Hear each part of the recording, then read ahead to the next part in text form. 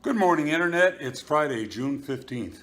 The ride today is going to be out to Purcellville, where I'm meeting a friend, and then we're heading out to the Antietam Battlefield. The weather is perfect, and this time I'm going to make sure the GoPro mount is correct so I take some good GoPro videos. So let's get out there. All right, so we made it to Purcellville. We all met here. This is Jerry, friend of Barry and Jerry, isn't it? Okay. We've heard that before. You've heard that before. All right, this is my Civil War reenacting pal Barry Jurek here, and this is pal Jerry. So we're all going to head out to Antietam. We're here staged in Purcellville. They're riding Harleys. He's got a Softail. It's really nice, and Jerry's got a really sweet Ultra. Electric Glide, yeah.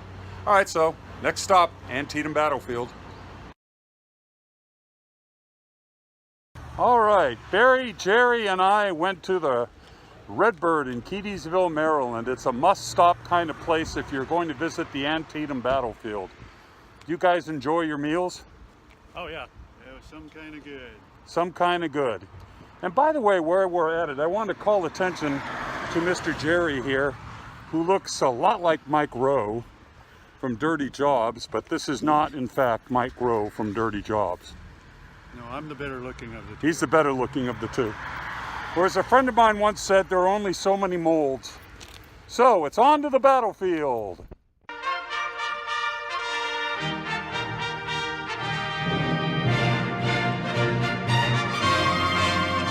Yes, we'll rally round the flag, boys, we'll rally once again, shouting the battle cry of freedom.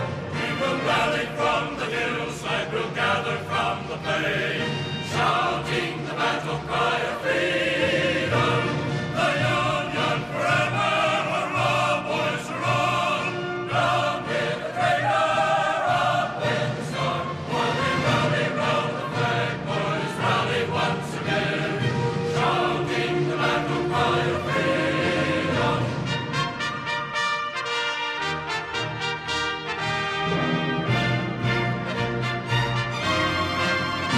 We are springing to the call of our brothers gone before, shouting the battle cry of freedom, and we'll fill the vacant ranks with 1,000,000 freemen more, shouting the battle cry of freedom. The Union forever, hurrah, boys, hurrah! Down with the traitor, up with the star. A Suzuki followed by two Harleys. Here we are on what is now a beautiful and serene countryside location. But back in 1862, on September 17th, this became the bloodiest day in American history, not even surpassed by 9/11. More Americans died here on that day than any other single day in American history. This is the Dunker Church. It's called the Dunker Church because the German brethren who worshipped here believe in baptism by immersion rather than sprinkling, hence dunking in the water. It's not the original church. The severe windstorm damaged it in 1921 and it was rebuilt in 1962 for the centennial. Very primitive church. There's one stove here in the middle for heating. But other than that, very simple church. A bunch of reenactors got together one Saturday morning and we were led in the singing of Rock of Ages Cleft for Me and some other good old-fashioned songs. It's pretty neat. Are those the original folding chairs from the battle? No, that comes from a WWF bout that took place here in Sharpsburg. Yes, men and women arrived here to worship back in the old days riding horses. Nowadays, we ride iron horses. This road is called the Hagerstown Pike for the sensible reason that if you keep going there, you'll end up in Hagerstown. But there are photographs of Confederate dead, just bodies everywhere.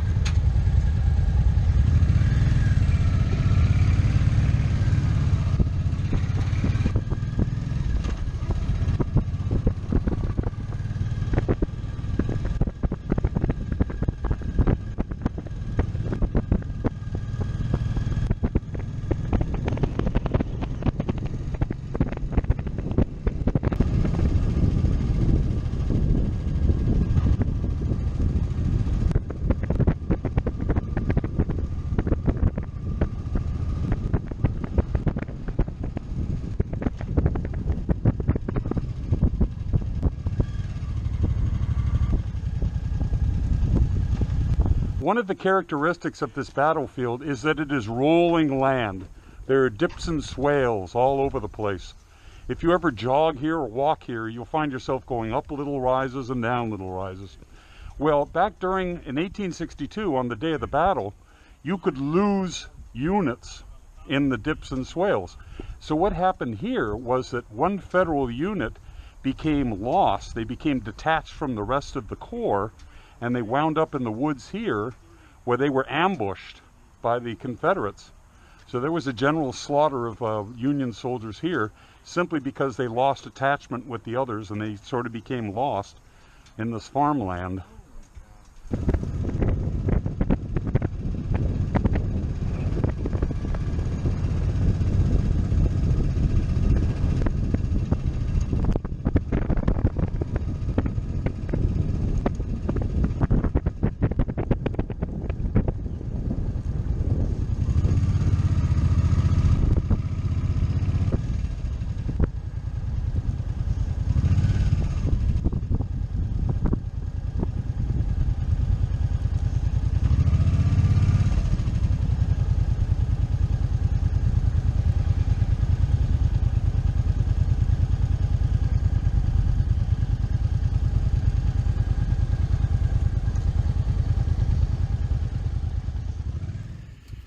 Now we're at what's called the Bloody Cornfield. This was the beginning phase of the battle. The cornfield belonged to a farmer named David Rice Miller, who also happens to have been a guy I went to engineering school with, David Rice Miller. But anyway, this is the Bloody Cornfield. The casualties, the corpses, were so plentiful on this cornfield that one federal general said afterwards, or maybe it was a federal private, said you could make your way across the cornfield simply by stepping on corpses. That's how awful a battle this was.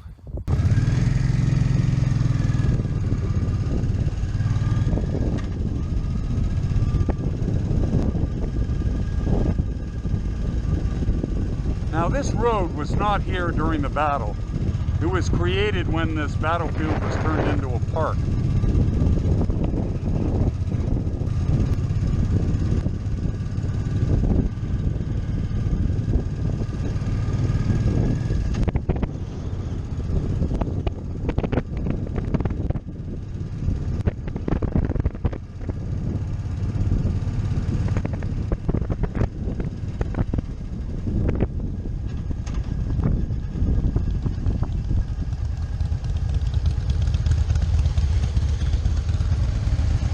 Once could be heard the sound of gunfire, now is heard the sound of Harley V twin engines.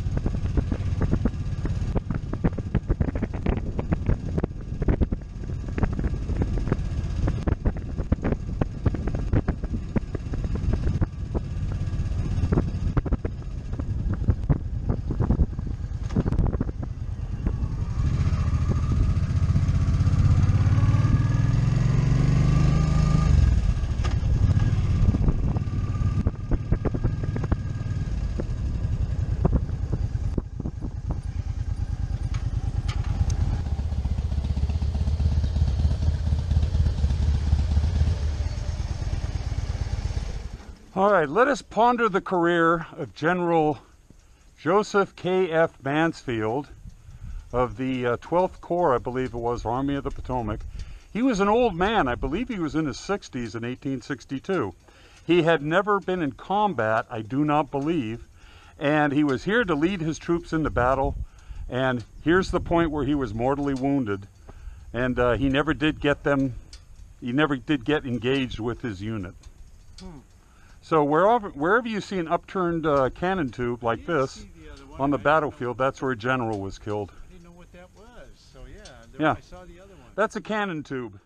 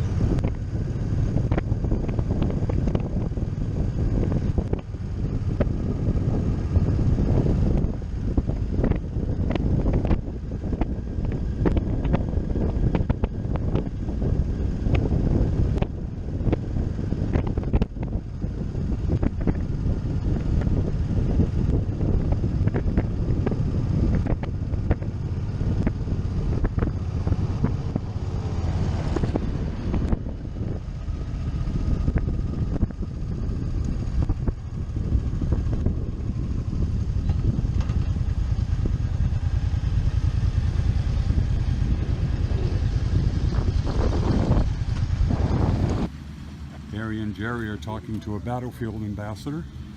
We are at the Bloody Road at Antietam Battlefield, a place that was a defensive position for the Confederates. They dug themselves along this sunken road. And why was it sunken? Well, through many, many years of carts going down this road that made the road dip in relationship to the rest of it. Well, anyway, the Confederates held a defensive position here against the Federals who were advancing across that field.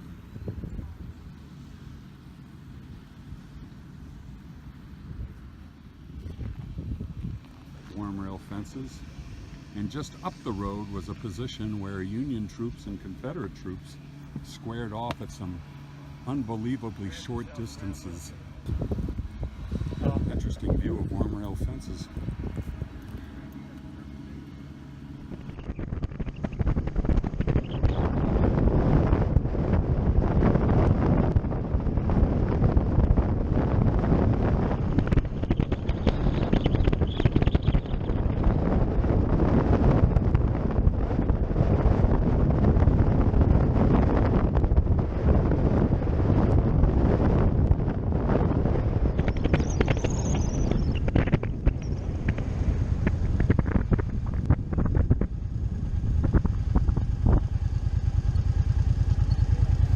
We conclude our battlefield tour with a visit to the National Cemetery because this is a good place to end the tour, because after all, this is where a lot of the soldiers who fought the battle ended up themselves.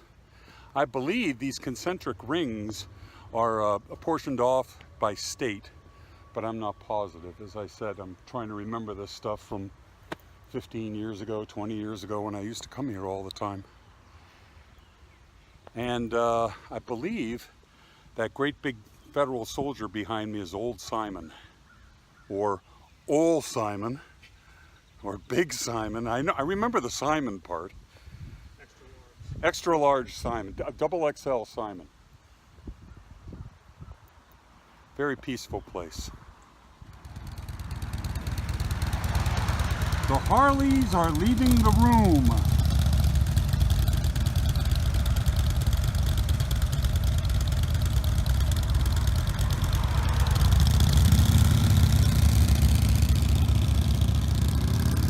Harleys depart. We all go our separate ways.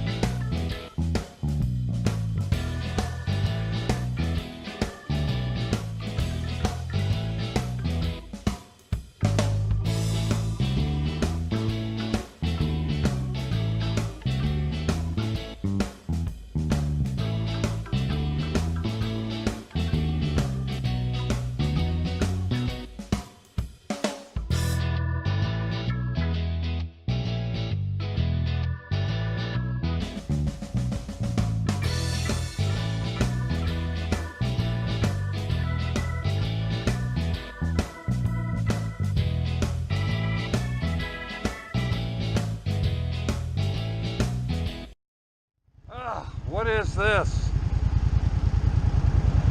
Not fun.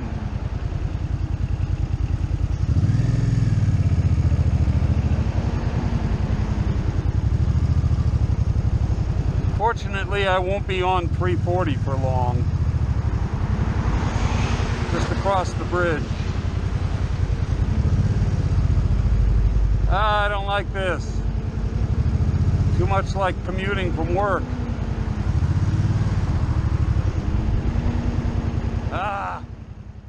Well, it's 5:45 p.m.